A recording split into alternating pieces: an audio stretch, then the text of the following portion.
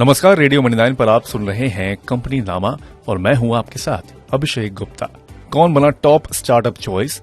Moody's ने वेदांता की क्यों घटाई रेटिंग? अपडेटर सर्विसेज के आईपीओ को मिला कैसा रिस्पांस? बताएंगे आपको। और इसके अलावा भी होंगी कॉर्पोरेट जगत से जुड़ी कई और बड़ी खबरें। तो चलिए शुरू करते हैं कंपनी नामा।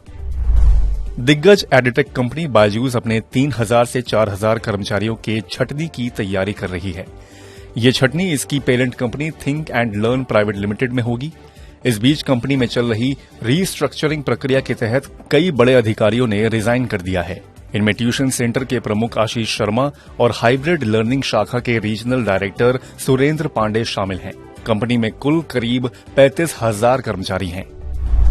बॉम्बे हाईकोर्ट ने आकाशा एयर को इस बात की मंजूरी दे दी है कि वे अचानक नौकरी छोड़ देने वाले 5 पायलट के खिलाफ कानूनी कार्रवाई कर सकें। पायलटों ने कॉन्ट्रैक्ट के मुताबिक नोटिस पीरियड सर्व नहीं किया है। कंपनी का कहना है कि इससे उसे काफी नुकसान हुआ है। रेटिंग एजेंसी क्रिसिल ने सुज़लोन एनर्जी की रेटिंग बढ़ाकर पॉजिटिव आउटलुक के साथ BBB+ कर दी है। कंपनी ने अपने पूरे टर्म डेट को चुकाकर सफलतापूर्वक अपने कर्जों को घटाया है।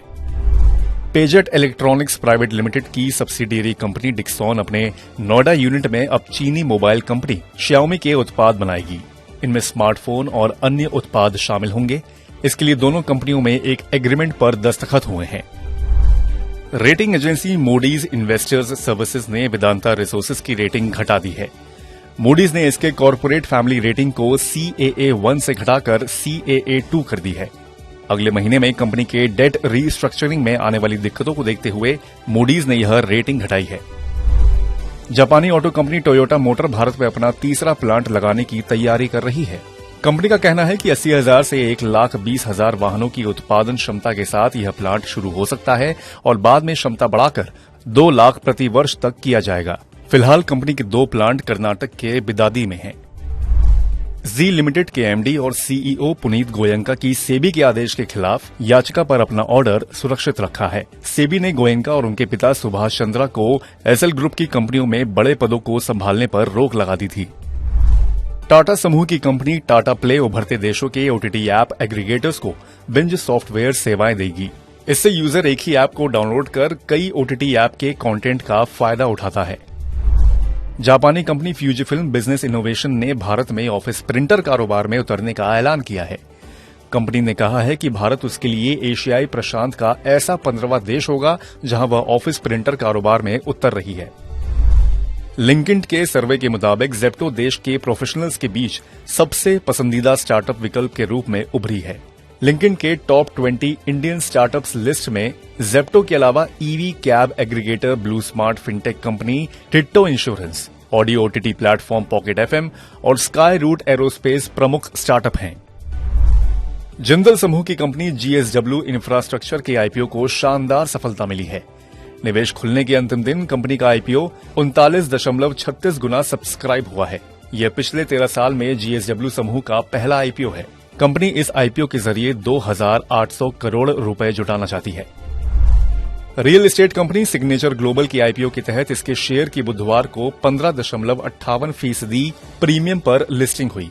इसका इश्यू प्राइस 385 रुपए था, लेकिन शेयर एनएसई पर 444 रुपए और बीएसई पर 445 रुपए पर लिस्ट हुए। कारोबार के अंत में बीएसई की शेयर करीब 19% तेजी के साथ 458.40 रुपए पर बंद हुए।